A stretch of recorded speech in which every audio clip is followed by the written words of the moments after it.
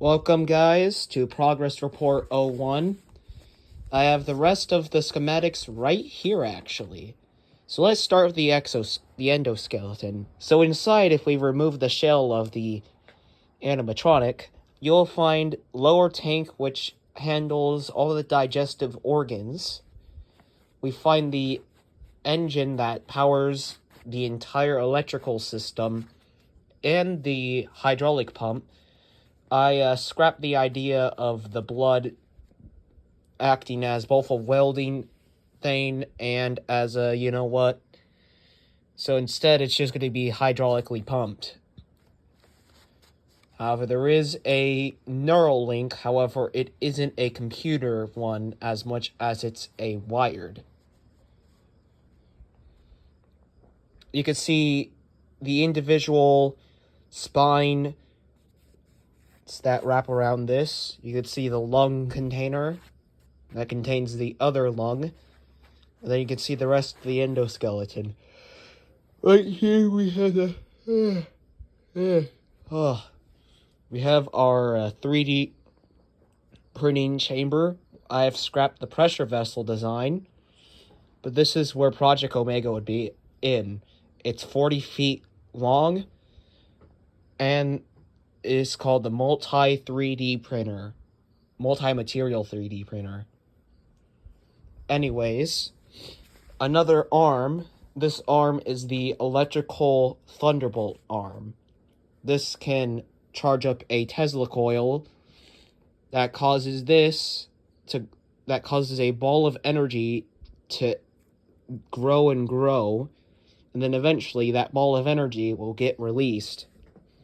And then this is the side view of the closed mouth, as you can see. And then this is open with the flame active, as you can see. And then this is the audio distraction system. As you can see, they're similar to a siren, a classic Thunderbolt siren.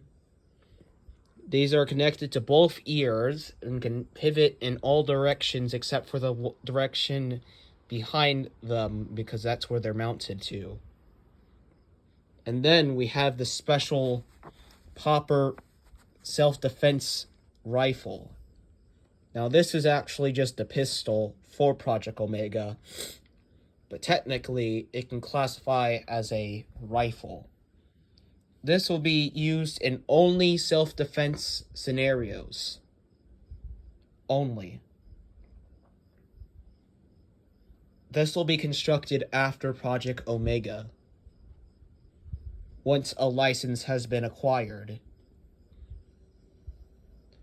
Then we have the control room for my laboratory that I will have in the far future.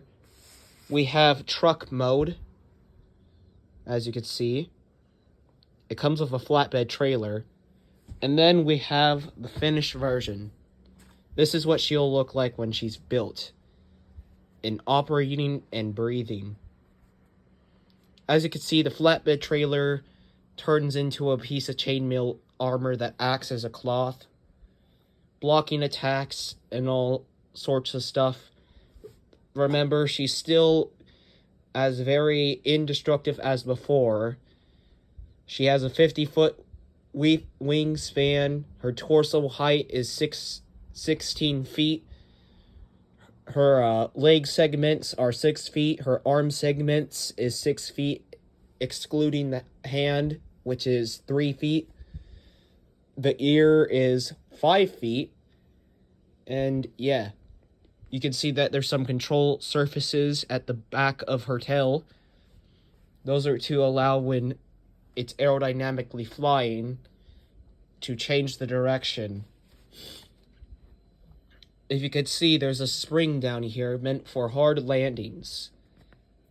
For her, she also has a special long fall boot installed. As you can see, some parts of the truck and some parts of the trailer are incorporated into the armor. You can see the robotic half is not as fleshy as this side, because this side has a special piece of armor right here covering what I'm probably going to put there, a piece of a battery under layers of armor. We have a jet engine implanted here. This is the intake, and all these are just decorative stuff around the intake.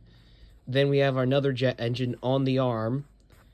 We have there's an intake somewhere in here, and then we have the exit, the exhaust.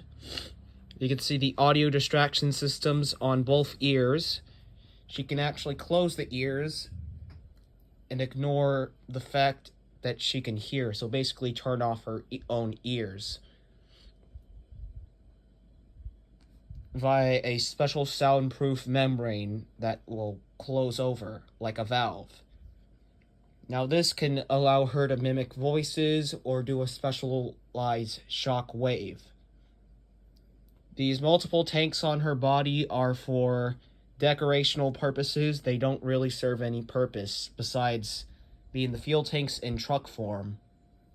The fuel tanks and ladders and all that stuff in truck form. Anyways, thank you for visiting me on Progress Report 01.